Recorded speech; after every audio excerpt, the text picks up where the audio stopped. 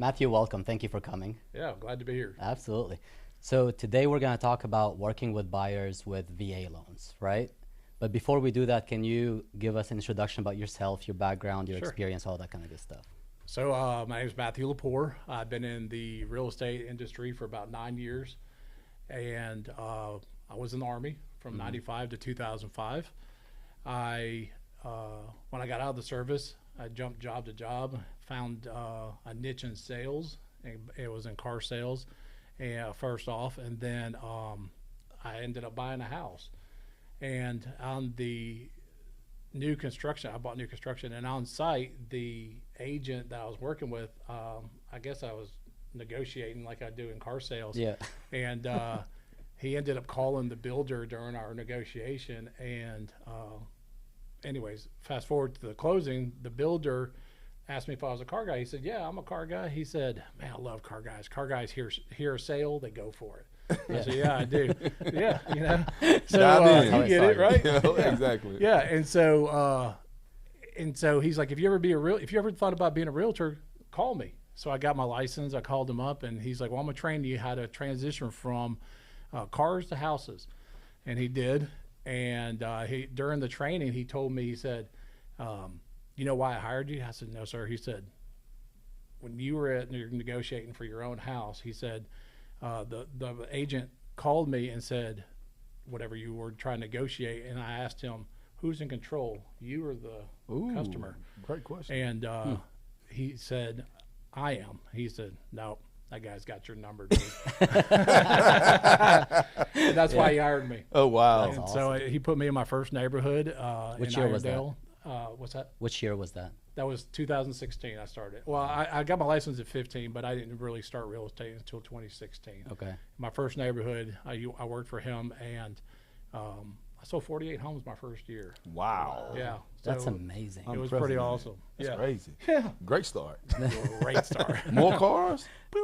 More houses than cars, right? In More, one year. yeah, definitely more. For sure. So speaking about that, like, do you find it to where, like, if you want to go into real estate Okay. and you're thinking about it very, very seriously, Yeah. does it feel like real estate can be a second job, or you have to do it full time? How do you look at that? You know, I was blessed to be in a position where this situation allowed me to quit the job I was in and pursue a job or a career in the real estate, where this guy was going to train me. He paid me a little bit to get me off my feet and then to work for him. A lot of people are not in that position, right? They come from jobs, they're working part-time jobs, they're working full-time jobs, and it's, you have to, it's a lot of money to be in this position, in this career. And, you do what you can starting off, and then once you get the niche, you get your niche, and you find that what that is, and you start moving towards the goal of closing and building those relationships, you find it becomes easier. Yeah. And when that becomes easier, you know that it's, whether it's something you want to pursue or keep doing what you're doing, and do it part-time. Yeah. Most people quit their job and do this full-time. Yeah. Right. Makes Awesome. sense. Yeah. I love it. Okay, so going into the topic of VA loans, Absolutely. I think this is a very interesting topic because it's a niche, right? It is. And it's a, we were talking earlier, you were telling us how different it is working with veterans. So we would love to go into some of those topics and explore what you've done in the past and what you can share with us moving forward. So with that being said, for those who don't know, what is exactly a VA loan and who qualifies for it? Okay. So a VA loan is somebody who has served in the military, but not just served. You can't just do one day. So for active duty members, they either have to serve 90 days consecutive in a wartime situation, 181 days consecutive in a peacetime situation. It means they're not deployed, they're at base or whatever. So 181 days. Those are the qualifications on active duty. When you're in the reserves, you have to, or National Guard, you have to serve 6 years in that to be eligible. And then you have to be also dishonorably, you have to be honorably discharged, not dishonorably discharged. Right. Yeah, I believe if you're other than honorably discharged, later on you can have that upgraded to to honorably discharged, and then you may qualify. Gotcha. Okay, and then surviving spouses could also qualify as well. It's like today, I picked up a spouse today who her husband was in World War II, and he just passed or something. So she gets to use his benefits to purchase using the VA loan. Okay. Wow. Yeah. Awesome. That's really cool. Yeah. Love it. So it's has the VA loan been available to veterans for a very long time? Very long time. I couldn't tell you when it started, but it has gone on a long time. It is 100% financing. There is no down payment no down payment required to purchase, and there's no limits either. So some of the loan limits, for the FHA and stuff like that, don't apply here. Okay. I had a client a couple of years ago who qualified, and I have one right now who qualifies up to $1 million. The other one qualified for 1.4, didn't have to put a single penny down, just 100%. Right. And the good thing is about a VA loan, there's no PMI. There's no fee like it's the FHA loan has. Insurance. There's nothing that on there. So it's just a great tool that most veterans need to use if they have that access to. Sure. It. Yeah. Makes sense. So why is the VA loan such a powerful benefit for veterans and active duty service members? Well, I mean, just for that reason that I mentioned, it's 100% financing. You'd be surprised at how many veterans don't know their benefits or take advantage of their benefits when they get out. And the key thing you just said, don't know. They don't know. Like my dad falls in that category. Yeah. Just don't know. And I, explained it to him and got other people involved with it. Yep. And so, but anyway, go ahead. Yeah. And, so the thing with veterans, or active duty, one, they have a job. Two, if you're a veteran, what is your income? You know what I'm saying? If you don't have the disability being paid for by the VA, what is your source of income? So you have to have a job. So with a lot of the veterans that come out, they have jobs, most of them do, but a lot of them don't know about their VA disability. So I try to be an advocate on the side of doing that as well, of tell me about you, tell me, I try to get to know my clients in that aspect of like, do you have a VA card? Do you have an ID card? No, let's get you connected with that. Let's start plug it into these benefits that you're entitled to and use the VA loan. You know what I'm saying? If you get disability through the VA, as long as you are, the VA loan has a fee. It's not like PMI. It is a one-time or a fee when you use the loan. It's called the VA funding fee. And the VA funding fee usually is tacked on to the end of the loan. So if somebody got a loan for $300,000 and that fee is, let's just say it's $5,000. Then their loan really is for $5,000, right? And it's built into the loan. But if a veteran goes through and gets their disability benefits and they get at least 10% disability, that fee is waived. Wow. So it's a good.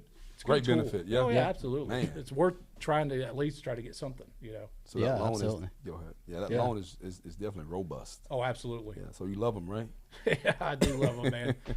They're my people. I got you. Absolutely. Awesome. So, we talked about how people don't know about the benefits of a VA loan. Let's say people know about the VA loan. What is the misconception about those kind of loans? Like, they When you're know, doing a deal, you mean? yeah, like when it comes to buyers or agents, what is like the major misconceptions? Agents are usually the most. Yeah, go ahead. Well, the agents, they're just, it's good to gain knowledge on who you're working with, what their background is, and what type of loan they're going to be qualified for, whether it is VA or any other type of loan, right? And with VA specifically, asking those questions, are you getting disability? If they're active duty, do you have any military relocation assistance? Right. Those are type deals that you need to know about your client. Those are the kind of questions you have to know about your clients to know how you need to move them forward to get that house. Yeah. Right? And that's basically it. And so another thing, like with some agents that I have talked to, who not as VA savvy and knowledge as you are, it's time frame. They want to deal with typically the turnaround on the paycheck. Typically, if they see a VA loan, they saying you got to deal with the inspections. Yeah. You got to deal with Yeah, the you're 4 to right. 5 days or 50 days, or however long it takes to close the loan. So, Well, you know, Did you most speak on most VA loans take 30 days. Now, Wow.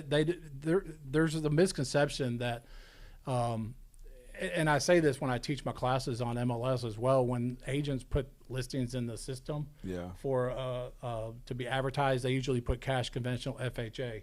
They always leave off VA.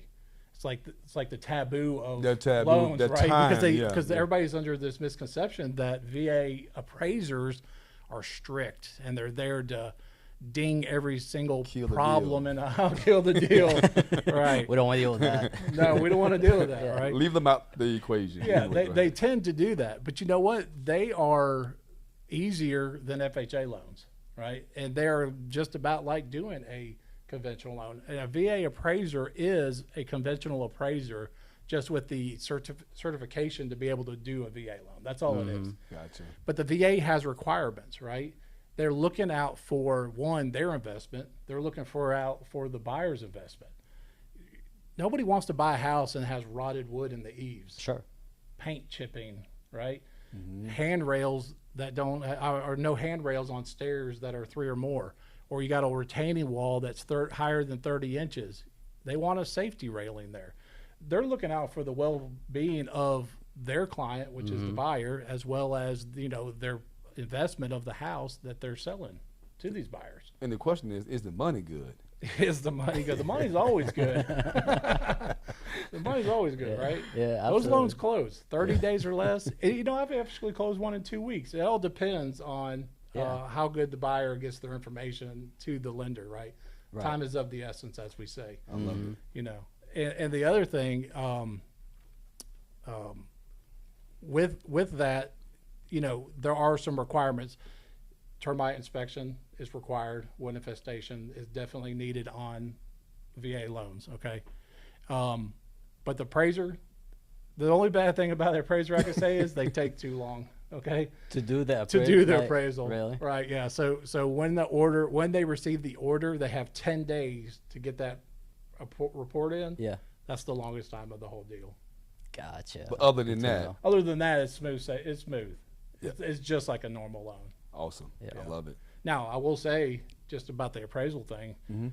If you ever do a VA loan and it doesn't appraise, you'll get this, which is great. The lender will issue what is called a tidewater. Tidewater is a VA term that says the house didn't appraise, and there's no they having a hard time finding those comps. They won't share what they're at for value or anything like that, but they will give the agents an opportunity to come up with comps to support the price that they have that home listed for. Which is awesome. So if you're a listing agent and you know the buyer's agent didn't raise the price or anything like that, then bring your comps that supports that. I say be there when the appraiser goes out, right? You Absolutely. want to Yeah. try to not necessarily smooth talk them, but just say, hey, here's what I Yeah. used. Put a face to the name, get to know them. a Right, little bit. absolutely. Yeah. But if you're a buyer's agent representing the buyer and you raise the price to cover those closing costs or whatever the scenario is, you be there with the comps, because now you're the one having to support your buyer's price of raising it, right? Right. Be there with those comps so that way you can love get it. that. Yeah. Get I the think deal Matthew done. has already Get the covered deal like done. 50% of the information from the first two questions. You got it, man. So we're gonna have to like sift through the questions. It's all good. It's all good. Yeah. Yes, sir. Such a lot more information to talk about. I mean, that's it. Well, I mean, we can wrap it right now. Okay. right? No, I'm Kind just of moved into our next segment. I can't even top tongue. Yeah, it's okay. It's okay. Make sure you edit that He's out. okay? intimidating. Matthew. Am I? No, I'm just kidding. But working with VA buyers, you know, Yeah. we just kind of, you talked about a lot of things with working with buyers and how to communicate with them, and Yeah. and just really speaking and uplift and that type of thing. So with that being said, what's the first thing you do when a buyer tells you they're planning to use a VA loan? How that conversation kind of? Well, they come to me already either pre-approved or ready Gotcha. to go. And if they're not, then I try to get them set up with a VA approved lender. All lenders typically can do VA loans, but you want to find the one that's going to take care of the veteran, right? Well, somebody that's seasoned enough to know how to speak to a veteran. Gotcha. And I know we kind of talked about that initially early on, and if I can, I kind of bring up my notes and kind of explain absolutely. like Absolutely, some of the for sure. topics to talk Yeah, about, like yeah. what I say. Sorry. Can you That's share good those stuff. notes with us too? Off Yeah, camera? absolutely. I love to share Email. the- yeah, Email I- those notes. Yes, I think. He's gonna email different notes so we don't we don't say the same thing. Well, so when you're talking to a veteran, you got to think these are not similar people to just somebody that's a civilian or gone to college or anything like that. These are people that signed on the dotted line to serve their country, and we don't know the experiences that they've had. Absolutely. Right. Where have they deployed to? What did they experience? We don't want to ask those questions because we don't want to, like we had talked about, trigger Yeah. any kind of thoughts or provoke any kind of distress or anything like that when you're talking to them. So some key words that you don't want to say when you're working with veterans, for instance, is, well, first off, and this goes for even if you're married as a man, you don't want to say, you're overreacting. Oh, man. Right? How many times have you said Yeah. that? One time. One time, that's all it takes, That's right? all it takes. Fellas go everywhere. Yeah, it dismisses their valid emotions. Exactly. Okay.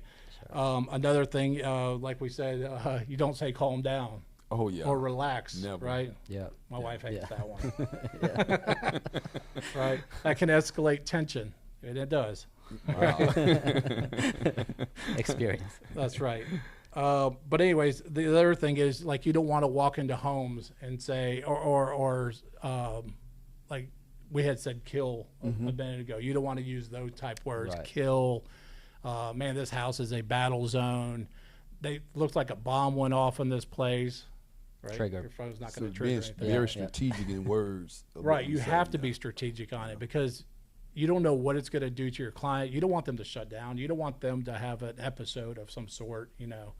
Last thing you want to do is you want to basically you want to keep peace in their mind throughout the process. Because if you do that, they're going to respect you more and they're going to want to use you more as a realtor. Wow. Sure. I love it. Yeah. Yeah.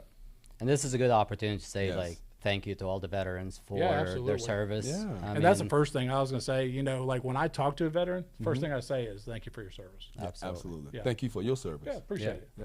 Love the hat, by the way. Yeah, it was an honor. Yeah. And like the spouse, I even say that to them because spouses, people overlook the spouses in military relationships, whether they were there at the beginning or somewhere in the middle or the end. That is a tough part of a relationship.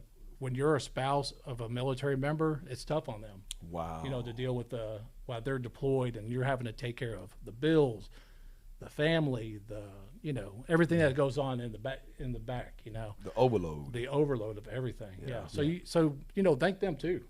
Absolutely. Yeah, because that's a big Yeah. job. So they're more brave than you are. They got to be. Yeah, absolutely. Yeah. I They agree. got to bury the emotions for their The family. kids, yeah. All the Yeah, above. absolutely. Makes sense. Yeah. So going to, like when you're putting in an offer Yeah. on a property, there's a lot of ways you can structure that offer, right? Of course. From the concessions to the offer amount, earnest money, warranted, no warranty. So when it comes to VA financing, is there a technique or something that you advise the buyers while structuring that deal that you would otherwise not do with a conventional or an FHA loan? Well, I'll say this, there's this misconception, and I think lenders, not to blame just lenders, but they could do a better job of explaining to veterans that they have closing costs, right? Veterans go into this buying process and they automatically think that their closing costs are covered or they don't have to pay closing costs. Right. Working and talking to them and saying, you have closing costs. You're a buyer. They're called your closing costs for a reason, right? Yeah.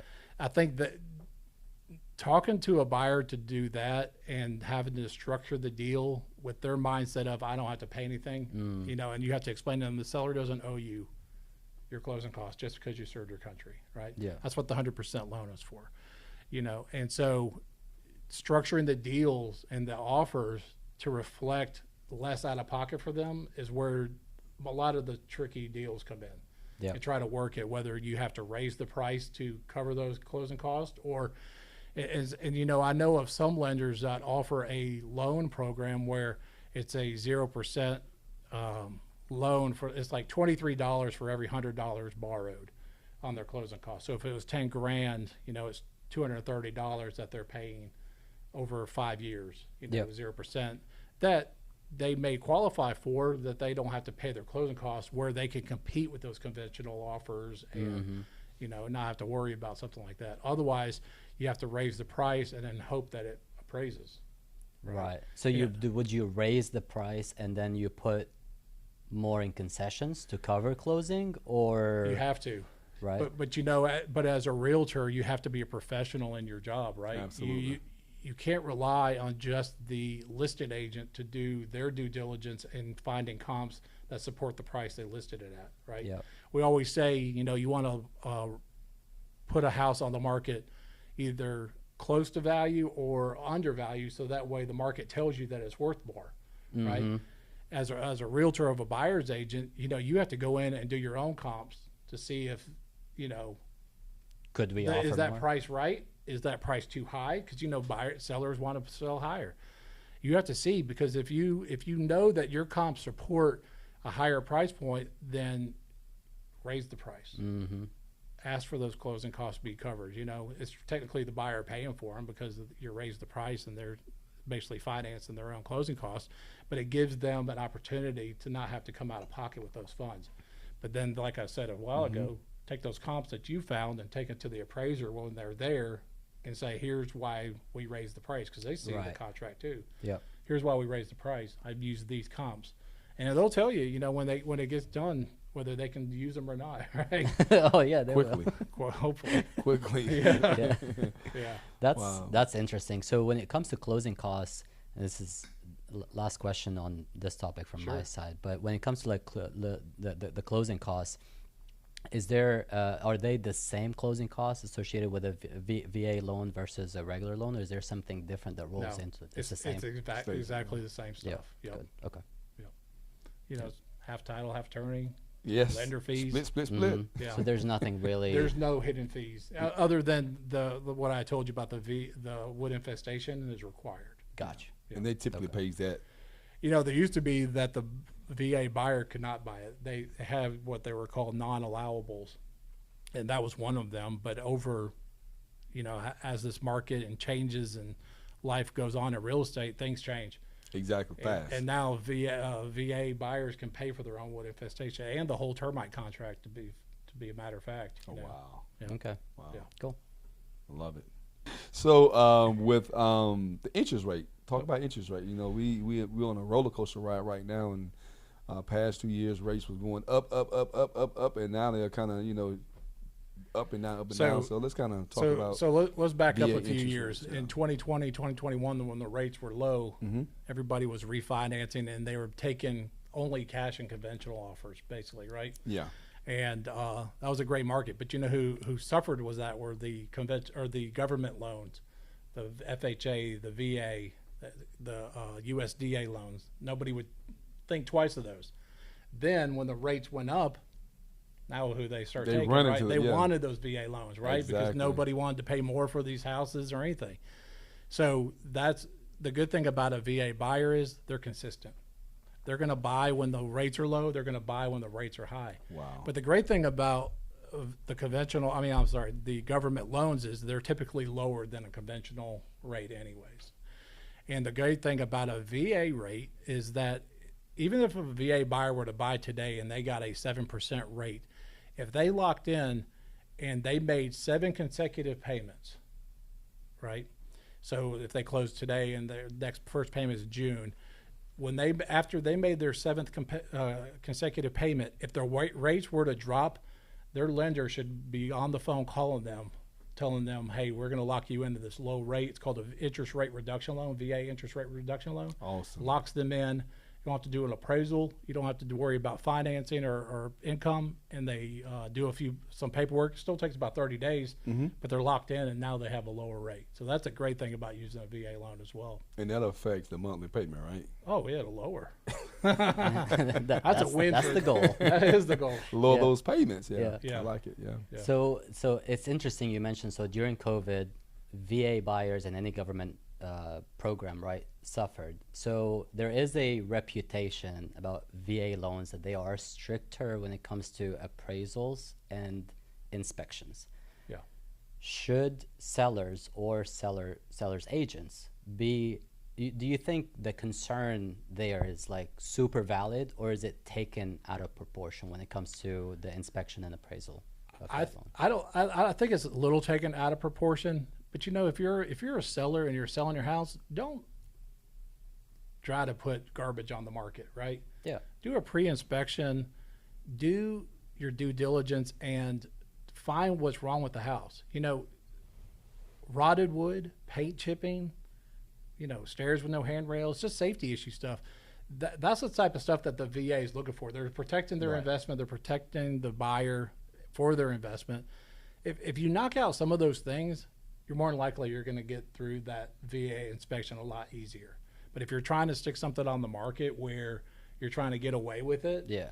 you know, don't put VA or FHA on it if you know you got rotted wood and you got all these safety issues, because it's just you're just asking for a red flag, right? And I mean, That's just don't actually be a gonna glutton happen. for punishment. Yeah, You know, yeah. do your due diligence, or hire an agent that knows to look for those things and say, Yeah. hey, this could be something that would come up. Sure. You know, Yeah. if once agents are educated on those type things that VA appraisers look for or FHA appraisers look for, it makes that listing presentation a lot easier. Sure. Right.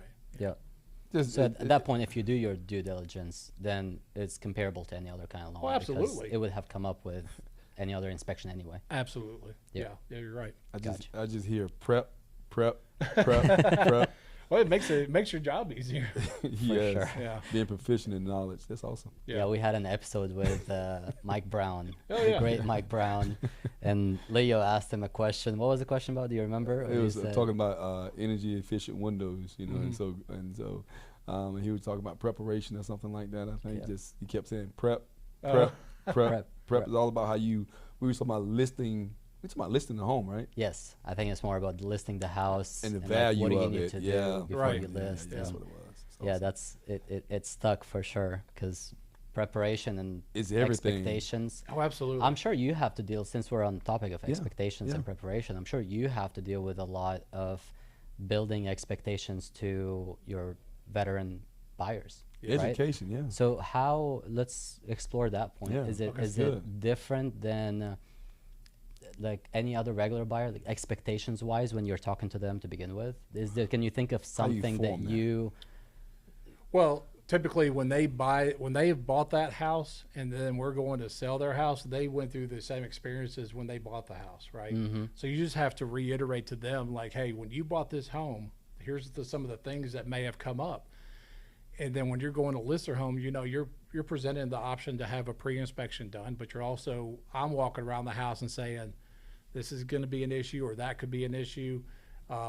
These are things that I think you should take care of before we list it, because, you know, as a VA, and I didn't mention this earlier, VA also has the opportunity to do a assumable loan, right? oh wow. And Wow. so, like for me, for instance, I have a 2.5 rate on my house, Nice. which is awesome. Nice. Took advantage of that, right? But the situation is, awesome. though, like a lot of people don't do the VA assumables because, like for mine, let's just say I have a $200,000 equity gap in there. You might be able to take my loan on with $150,000 left over Mm-hmm. at 2.5 rate, but my house is worth, let's say, market value, yeah. 350,000. Yeah. You have to pay me $200,000, you know, in cash. Yep. That's the tough thing about assumable loans. But back to the thing, you have to set up that expectation that if somebody were to come buy that home, especially if it's another VA buyer, they're going to go through the same restrictions and looks that the VA appraiser had when they bought the home. Right. And you just have to prepare them to say, hey, let's do our due diligence and get this done, and let's just make it easy for the buyer, right? Yeah, let's not deal with the questions in a later stage of Yeah. inspection Absolutely. or Yeah. You appraisal. don't want Let's it to come deal up with it later now, on. so it's Right. proof. Right. Because when in this market, houses tend to stay on the market a little bit longer. What happens when that happens, right? Yeah, People, value, people, yeah. well, people ask for concessions. They want Yeah. closing. They want reduced rate of price. They want their closing costs covered. And then what do? They hit you on inspection. Absolutely. If you knock this out at the front, if they hit you in the closing costs or whatever, you don't have to worry about coming out at the inspection phase, right? Right. Or the appraisal phase. So Yeah. you that want to makes make a it lot hard. of sense. You know, as Jen has said one time, choose your hard. Oh, Choose your Choose your hard. hard. I like Right? that. Yeah. which for one? sure. The hard or the harder? Exactly. Right. Exactly. Or the hardest. Yeah, it could be. Yeah. Oh man, That's- prep. That makes Yeah. sense. Yeah, Very absolutely. nice. Preparation is everything. Yeah, it is. Are there any specific other terms or techniques you recommend when writing offers with the VA financing? You know, with the VA, when you're in competition and multiple offer situations, you know, more money down for a earnest money deposit helps, and trying to limit the contingencies. You know, not a lot of buyers are in situations where they can, if they have a house to sell, and then to be able to purchase the home first and then sell their home after. If there's an opportunity for that, look for those. And try to get that approval from the lender, because any kind of you want to eliminate any kind of obstacles that you're going to encounter, right? You want to make this a smooth, easy transaction, but you also want to be a good agent for that co-op agent, so that way it's a smooth transaction. And that way, if you do, like for myself, work with a lot of veterans and you come back to another agent that you've worked with before, they know it's going to be an easy transaction again, right? Yep. Because you've already prepped your client to say, hey, let's not ask for price reduction and closing costs and hit them on the inspection and do all this stuff, right? Yeah. Yeah. Makes sense. So I it's think just making a clean offer Yeah. is really what Yeah. you're trying to do. Yeah. So, you know, the reason we're talking about this topic today, I feel like one of the reasons is because there are differences, Yeah. right? VA, conventional, FHA, and other loans that you can get. And I know we touched base on the appraisal part, but I do want you to talk a little bit more about the strategy when it comes to appraisals. Like, for example, if you put in an offer on a house, if your veteran buyer puts in an offer on a house above asking, and then the appraisal comes in lower, right? At that point, what happens? You know what I mean? Like, how do you play that game? Well, you have to explain in the beginning before you make that offer what all that looks like to your buyer, right? And you have to play out the scenarios of, here's what this is going to look like. They're listing the house for $300,000. You want to go in at $310,000 and offer them, so that way they cover your closing costs, right? If that value, even if after you've done your comps, is not there, you have to explain to your buyers that this is risky. What we're saying is, we're going to offer you more so that way you can cover the closing costs. But in the event that it doesn't appraise, you know, you're coming out of pocket for these closing costs. You have to set that up. But you know what? As a listing agent, who, you know, if you got an offer like that and you knew that your price was right, I'd ask for appraisal gap coverage, right? So because you're basically saying, like, you're taking a chance on this 310 to go through, when you know if you've done your comps right, the value's closer to 300, not 310, then they need to put some skin in the game. Right. We'll take your 310 offer, but we want you to be able to cover it if in the event that it doesn't appraise for that. So how you verify that? What's that? How you verify that coverage, that appraisal gap coverage? Well, Like, you just is tell that this. You insurance or tell something? no. It's you're telling the agent to tell their buyer, we want you to guarantee that price, meaning that if it doesn't appraise, that you are still going to move forward by paying the $10,000 difference. So let's say it appraised for 305. Okay, he's got to come out of pocket $5,000 of his own money Wow. to cover that, because That we gap. accepted your offer over the other offer because you offered 310. But I want you to cover that, right? Right. That's what that's the appraisal gap coverage means. Gotcha. Yeah. I think, I don't know if that's what you meant, but like, how do you verify that they actually have those The funds? funds, like the to money. cover you the talk to gap. the Well, lender at some their point agent what? or my agent, I have to explain to them, you know what I'm saying? And if you're working with the lender who has their bank accounts connected, you already know if they have assets in their account to cover funds in the event that were to Because they happen. ask for POF, like proof of funds. Like do. Yeah. Well, they sometimes a lot of these buyers, they link their accounts with their lender, so that way they can see, you know, Yeah. that way there's no money just going in that they can't explain, or if they get a gift or something like that.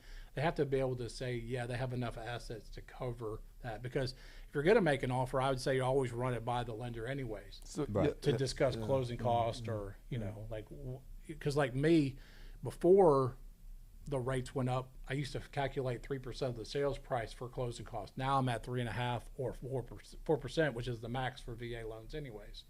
So if you're at that price point, you know, you got to talk with the lender and say, hey, am I calculating this right? And so I just and just lead to this question too, because I don't know how these work with the VA loans. It may work the same way, and perhaps that closing costs. All right, and they getting the closing costs from their parents. How does that work? Well, it works with just any VA other loans? loan. You know, if they're getting if their family member is giving them closing costs, they have to be able to verify it. You know, and they have to write a gift letter saying, "Hey, my parents are giving me $10,000 towards closing."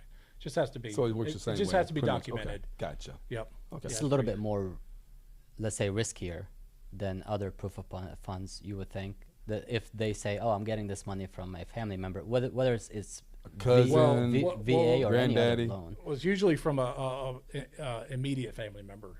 So you can't go outside of that. I'm sure you can. Okay. I'm not 100% sure on that. I would say talk to the lender, but if they do give funds, then somebody has to verify that.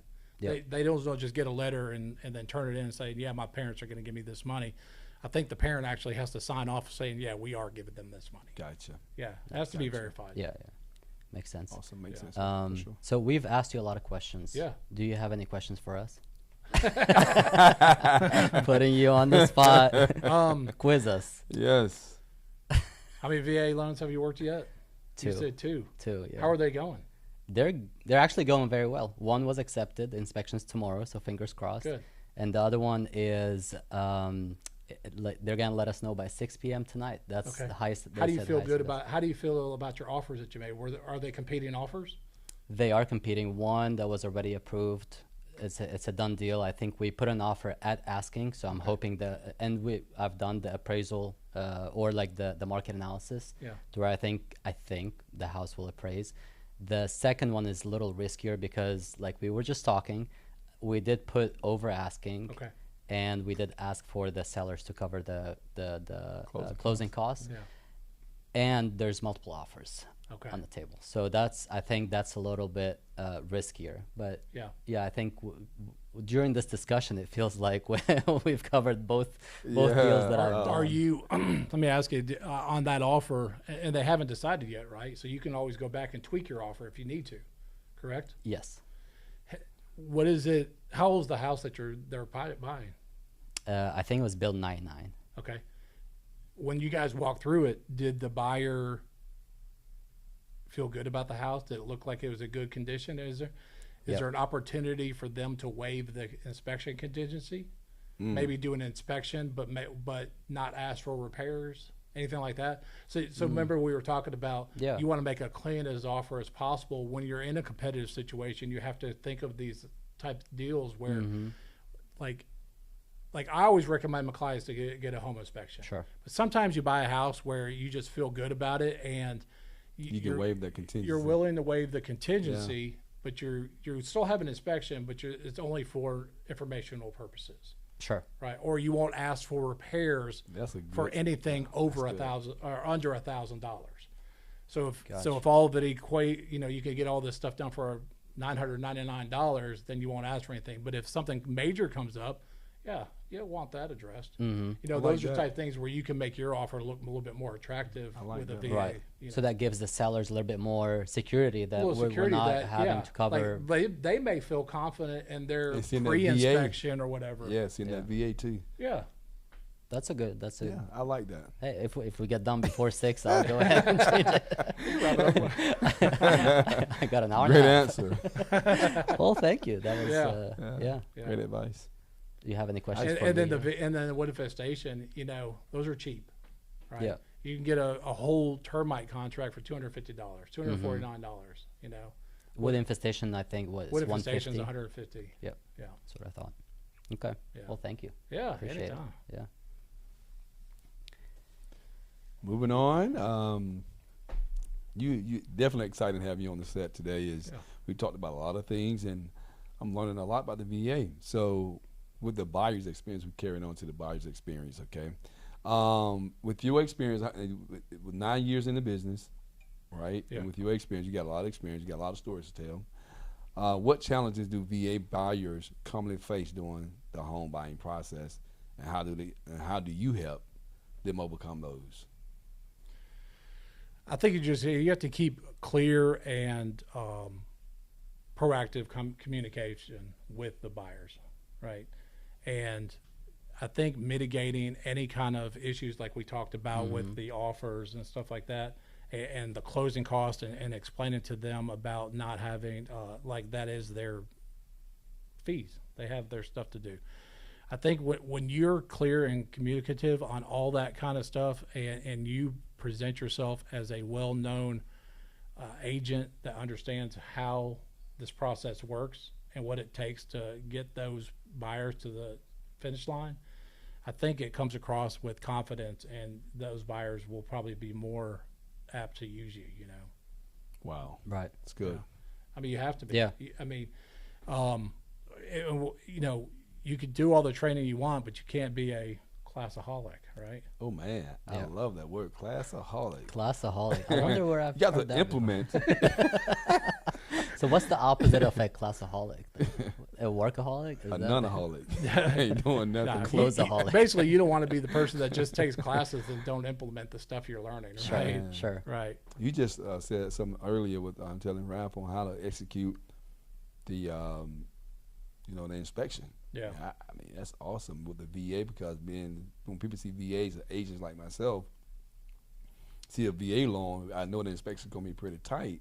And what you just shared with him, man, was amazing. Good Yeah. information. Yeah. I mean, it helps. Anything you can do to help. So I would implement that. Yeah, you got to. Yeah. It's tough out there with these government loans, right? It's not necessarily just VA, but VA has a stigma against it. But you Sure. know, any kind of government loan is already going to be tough going against cash or conventional. Yeah, Yeah. absolutely. And you know what I like about this is it's such a conversational style of talking about these things Yeah. that you can tell stories about what your experience is. Leo can tell stories about what he's done before. I can tell stories, and from those stories, we don't have to be classaholics, right? Like, No. so you can learn from the experience of other agents, or I'm sure when someone, like, I go into the classroom and I learn about VA loans or any other kind of loans, it's just going to be different when you go out there and actually Exactly. interact with the For sure. people. Yeah. And like what you gave, I think the tips that you gave at the beginning of what words to stay away from. Yeah. I think that's huge. That It can be. Yeah. you know what I mean? Like it's something that could. Well, it shows that you're empathetic to their Absolutely. situations. You know, Yep. It's Yeah. definitely thought provoking. it has to be. Yeah. So Yeah. I mean, So there is something that I Well, it's wanted. just like as we talked the other day about speaking words of life exactly, over but somebody, not words of death. Right? exactly, absolutely. It's what you project that's gonna soak into somebody's soul. Yeah, absolutely. Yeah. Especially in this Oh, you got case to. too. Yeah. You And ha- it's you just have showing to. pure confidence, Yeah. in that we was talking about care and concern, being compassionate, passionate about what you're doing. Well, what do and we people- always say in this business, right? This is a relationship building business, not a transactional. Exactly. Right. Right. That's what we're doing here. We're creating relationships with these people so that way they trust us, and then they continue to use us as well as refer us out to the people that they trust and love. And for some, I mean, it's the biggest transaction that you make in your life. Absolutely. I mean, gotta Yeah. have some trust. Absolutely. Yeah. And if you don't, then good luck. You Good doomed. luck. Good luck in this Be a business. tough business. Yeah.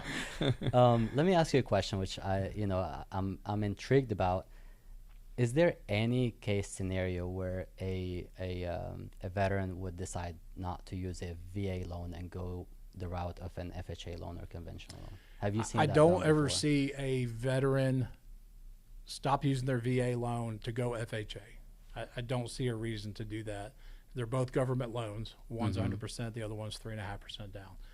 The only time that I can see is going conventional is when you are in a multiple offer situation and you just know that Got to compete. you got to compete. Yeah. But when buyers are in competition with their conventional, or sellers are looking at conventional and VA offers, they're going to go with the conventional more than likely, right? Because they know that they don't have to worry about the VA appraiser saying anything's wrong. Now, that doesn't say that conventional appraisers don't ever ding stuff and say something needs to be fixed. It just has to be really bad condition. But a VA buyer could have, if they have the funds now, right, Yep. to put it down, whether that's 3%, 5%, or 20% down, they can do that. And sometimes if they're in a position where their credit is good enough and they have some of that money down to put in for that conventional offer, they should do that or could do that. To compete better. To compete better. Yeah. But here's the great thing is they can turn around and refinance to I a was VA about, this is my loan. next Oh, question. wow. You Right. just Okay. I just answered it, man. Come on. come on, You Matthew. read your Come on. mind. I'm Lepore. There has to With be all one the of those. answers. I love it. I like Yeah. it. Go ahead. But no, yeah, you refinance it to VA later. You know? Right. Yeah. And is there a certain time where they need to wait until they refinance? 6 months to a year. I don't know the maturing of the conventional loan. Like the Okay. VA has the 7 payments you have to make. I don't know if the conventional has that same thing. It may be a shorter time period, but I would definitely check with the lender first. Yeah. Gotcha. Yeah. That's very, very interesting. You know, Yeah. and we just talking on this topic of, scenarios about, you just said that, competitive offers, right? You want to be competitive, and that's one convincing way to go conventional instead of VA. I know some people I have talked to recently. Okay. Neither of those factors were there. They didn't have the knowledge that they could get a home loan through their VA. The buyer had no clue that Had they no could do clue, and the agent that they utilized that. Didn't know. apparently they didn't. Hmm. And they bought a house, and that's why it's so good, I think, to when you're doing your buyer's consultation. Yeah. At some point you got to ask those questions, thoroughly, or Right. these are areas of financial responsibility that you can choose VA, FHA, USDA. And I don't only just work with VA buyers. A lot of my clients are VA buyers, but even if I get a client that is not a veteran, or I know that, or I don't know that's not a veteran, but if I am not aware that they're a veteran, I always ask, did you serve our country?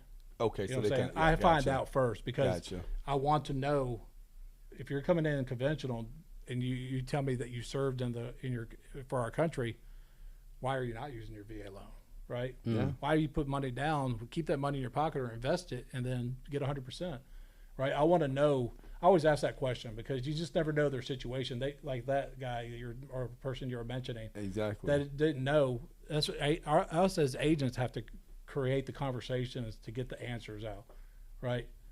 And that comes with just It's life. yeah. I mean, look at us. We're talking. Yeah. We're asking questions, right? Yeah, it happens, right? Yeah, you just have Some to have a things fall through the conversation. crack. That's all you do. Open your mouth and start speaking. like that toilet paper. Yeah, right. Right. Open your mouth and start speaking. We're not just talking, by the way. This is real talk. No, this is in real estate. talk. Yeah. Right. Real It's estate. conversation. I love it. Yeah, you have to. And that's the only way you're going to become knowledgeable, It's conversation. Yeah. Yeah. Talk. So lead into this. This is what I always say. Go ahead. I always say be friendly. Okay? When you're friendly, what happens? You become likable, Yep. right? And then once you're likable, you become trustworthy.